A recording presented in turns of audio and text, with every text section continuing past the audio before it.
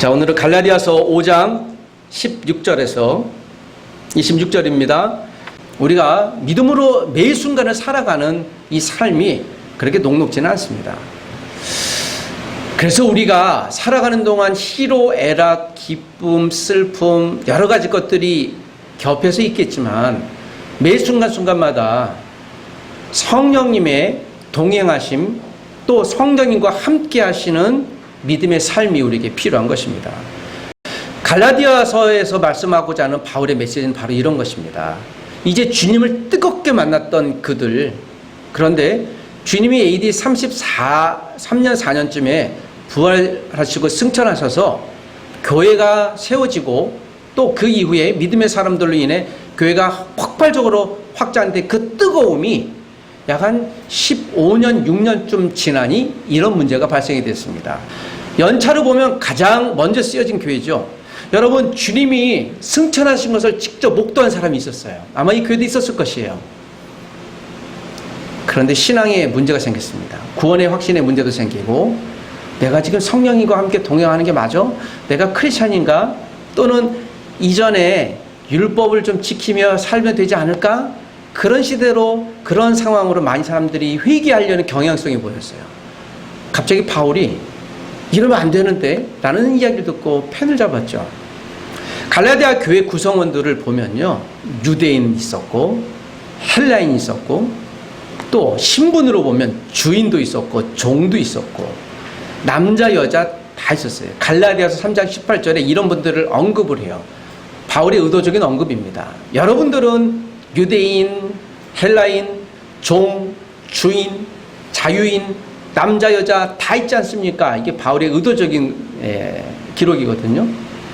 교회가 지금 그런 분들이 구성되어졌다는 것을 스스로 인지하게끔 하는 것입니다. 우리가 지지난 시간에도 말씀드렸는데 이 초대 교회를 산다, 그 크리스찬으로서 산다라고 하는 것은 굉장히 좀 고민스러운 상황입니다. 신분으로는 예를 들면 유대인도 있었고, 유대인으로서 그리스도인 된 사람, 내가 헬라인 철학을 믿었던 사람인데 그리스도인 된 사람, 어느 날 갑자기 종이 된 이 종의 신분은요 정말 여러 나라에서 왔던 거예요. 그러니까 인종의 다양성이 있던 사람들인데 또 주인도 있었고 종에서 해방된 사람도 있었습니다. 그러니까 신분이 다양한 것이에요. 갈라디아 지역은 분명 슬레이브 제도, 노예 제도가 있었기 때문에요. 오늘 이 시간에 우리가 채플 가운데 오신 분들은 다양하실 거예요. 국적으로 따지면 한국 분도 계시고 우간다 분도 계시고 인도 분도 계시고 또 남녀도 있을 것이고요. 여기 뭐 교수, 직원, 목사, 학생 여러 분들 계시죠. 다 다양합니다. 그런데 이 가운데 한 집안에서 공동체를 이룬다면, 한 동네 공동체를 이룬다면 신분으로 보면 여기에는 분명히 종이라고 언급하고 있는 것을 보면 노예예요. 그런데 오늘 이렇게 예외 가운데 오는 순간부터 우리는 형제자매입니다. 그리고 이제 나가면 다시 신분을 유지해야 되고, 이런 상황들이 이들 가운데 갈라디아 교회에 있었던 것이죠. 이것이 5년, 10년 주님 부활 승천하시고 나서는 큰 문제가 되지 않았는데요, 갈수록 문제가 됐던 것 같습니다. 그리고 이제는 할례도 받아야 돼. 율법을 지키는 게 맞아 라고 하면서 주님의 복음을 왜곡하는 사람들이 힘을 얻기 시작했어요. 바울이 지금 이것을 위해 목숨 걸고 복음을 증거했는데 다시 율법으로 돌아가려고 해요. 그래서 바울이 펜대를 잡으면서 갈라디아 교회에게 성령님은 누구신가를 간곡히 호소하고 다시 한번 리마인드 기억하게 해야만 했습니다. 왜일까요? 성령님을 아는 지식은 예수님의 십자가를 아는 지식과 같기 때문입니다. 하나님을 아는 지식과 같기 때문이죠. 자, 17절을 제가 읽어보면요, 육체 소욕은 성령을 거스리고 성령은 육체를 거스리나니 이 둘이 서로 대적함으로 너희가 원하는 것을 하지 못하게 함이라. 육체의 소욕과 성령의 소욕, 즉 소유권 쟁탈전을 벌인다는 것이죠. 이것은 우리 입장에서 쓴 말입니다. 우리 가운데 내가 육신의 모습을 입고 있기 때문에 성령님께서 내 가운데 더 크게 일하시도록 내 의지를 들여서 선녀님께 내어드려야 하는 것입니다. 성령님이 내 안에 살아계신 분이라는 것을 바울은 갈라디아 교회에게 메시지하고 싶었습니다. 이게 첫 번째 메시지인 것이죠. 성령님이 내 안에 살아계신다라는 인식을 할 수 있는 사람이라면 내가 육체의 소욕이 있지만, 갖고 싶은 것이 있지만, 만나고 싶은 사람이 있지만, 먹고 싶은 것이 있지만, 이것을 성령님께 물어보고 의지하고 내가 하고 싶은 것보다 성령님이 하고 싶은 것을 먼저 묻는 일인 것입니다. 여러분, 성령님이 지금 나와 함께 하심으로, 지금도 나와 내 안에 내 좌우에 계심으로 우리가 성령님께 의탁할 수 있어야 돼요. 성령님, 제가 이런 것이 필요합니다. 너는 맨날 달라기만 하니 상관없어요. 성령님 그렇게 요청하지 않습니다. 우리가 고난 가운데 있어도 어떤 질문을 해도 그분은 예스하고 듣고 다 주실 줄 모르지만 대화하고 소통하기를 원하시는 분입니다. 그래서 우리가요, 이런 표현을 쓰죠. 성령님과 하나님과 예수님과 대화한다라는 것을 기도한다는 표현을 씁니다. 그노를 기도하는 이들에게 성령님은 계속 말씀하실 것입니다.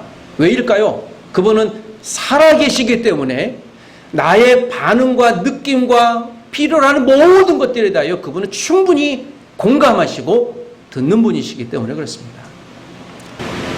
오늘 본문 18절에서 23절을 보면 성령님은 스스로에 대해서 말씀하시는 분이라고 이야기를 하고 계십니다. 어떻게 말씀하실까요?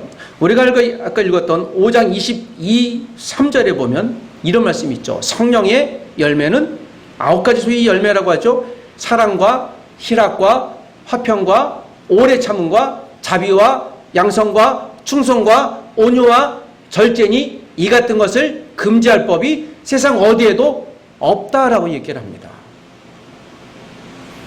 여기서 우리가 유념하게 돼야 될 것은 이 성령님의 9가지 열매를 이야기하면서 그 19, 20, 21절에 보면 우상 숭배, 주술, 원수 맺는 것, 분쟁, 시기, 분냄, 당짓는 것, 분열, 이단, 투기, 술 취함, 방탕함이라고 넘어오고를 해요. 그리고 난 다음 사랑과 희락과 화평과, 자, 이것은 전부 다 추상명사예요. 보통 명사, 물질 명사가 없어요. 다 추상명사입니다. 뭐 분쟁하고 시기하고 분열하고 깨지는 거, 이거 다 사랑, 희락, 화평 다 보이지 않아요. 보이지 않는데 우리 가운데 존재합니다. 사단은, 마귀는요, 성령님의 소유하지 못하게 하기 위해서 파티하죠. 분열하고 당짓게 하는 것이죠. 술 취하게 하는 것이죠. 방탕하게 하는 것이죠. 21절에 보니까 이런 사람들은 하나님의 나라를 유업으로 얻지 못하는 사람이에요. 굉장히 중요한 단서입니다. 바울이요, 굉장히 격한 표현을 쓴 거예요. 아니 여러분이 그리스도인이잖아요. 그런데 왜 우상숭배로 다시 돌아가고 왜 다시 율법을 지키려고 하며 다시 술 취한 것으로 가고 또 분내고 시기하고 분쟁하고 당을 짓습니까? 라고 얘기를 해요. 이것은 하나님 나라 유업을 얻지 못합니다. 여러분이 그리스도는 아닙니다. 라고 생각하고 싶어요. 바울이 그 이야기입니다. 그리스도인은 그러므로 사랑, 희락, 화평, 오래 참은, 자비, 양성, 충성, 온유, 철제, 이 같은 것을 금지할 율법이 없으니 행하십시오. 라고 이야기를 합니다. 성령님이 이렇게 말씀하시는 것이죠. 말씀이란 건 무엇입니까? 성령님이 역사할 때 이런 일이 일어난다는 것이죠. 성령님이 역사할 때 우상 숭배나 분쟁과 단짓는 건 이거는요, 누구의 일이라고요? 마귀의 일이라고요. 우리가 본능이 알아요. 그러면 이거 버리라는 것이죠. 갈라디아 교회 성도들이 그렇습니다. 여러분, 예수님이 부활 성천하시는 것을 15년에 당신 봤잖아요. 그런데 어찌 이와 같은 일을 똑같이 하나요? 바울이 지금 그렇게 강력하게 호소하고 있는 거죠. 하나님의 은혜가 임하면 이익과 육체적인 소욕이요, 성령님의 통제받으면 다 버려버려요. 버리면 주님이 채워주시는 것이죠. 여러분, 제가 이렇게 두 손 들면, 주님 앞에 두 손 들면 할렐루야 하면 어떤 일이 벌어지겠습니까? 이건 또 항복이잖아요. I surrender you. 나 항복합니다. 그러나 하나님 앞에서 두 손을 들는 순간 하나님 만세잖아요. 내가 예수 믿는 사람이 만세 외치는 것이죠. 어쩌면 내가 두 손이 폈지만 하나님 앞에 항복하며 나갈 때 하나님이 나에게 다시 한번 은혜를 주시고 알지 못하는 방법으로 채워주시는 것이죠. 갈라디아 교회들에겐 이런 이기적인 욕심이 어느 순간인가 부활하신 예수님을 봤음에도 불구하고 이 이기적인 욕심은 예수님을 만난 사람들에게조차도 임했던 사실을 보며 바울은 그건 아니라고 분명히 이야기했습니다. 성령님이 역사하셔야 된다고 말씀하고 계시는 줄 믿습니다. 갈라디아 교회에게 주셨던 말씀은 그와 같은 것입니다. 아마 바울이 성령님이 그렇게 역사하셔서 갈라디아 교회들에게 다시 여러분 육체를 버리십시오. 아마 이 편지가 없었다면 갈라디아 교회 그 어마어마한 교회들이 아마 타락했을 수도 있겠고요. 교회가 무너졌을 수도 있었을 것입니다. 하나님이 채워주실 것을 믿음으로 기대하며 하나님을 바라보면 어떠실까요?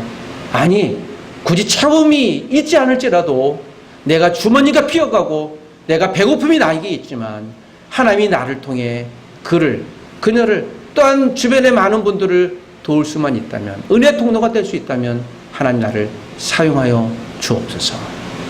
기도하십시다. 하나님 아버지, 갈라디아 교회에 주셨던 성령님이 누구인지를 알게 하시고 깨닫게 하신 하나님의 말씀을 붙듭니다.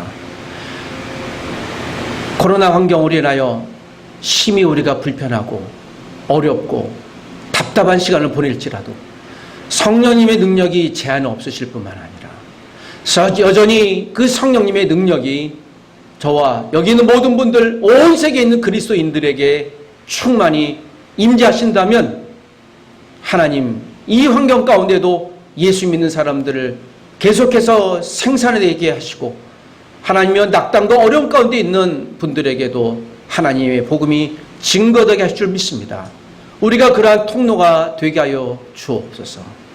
오늘 믿음의 가족 한 분 한 분들의 삶 가운데 남아있는 한 주가 성령 하나님을 영화롭게 하고 말씀하시는 성령 하나님을 듣게 하시고 내 안에 계신 살아계신 성령님을 인정하며 살게 도와 주옵소서.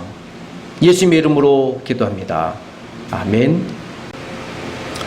감사합니다. 한 주일 동안 승리하십시오.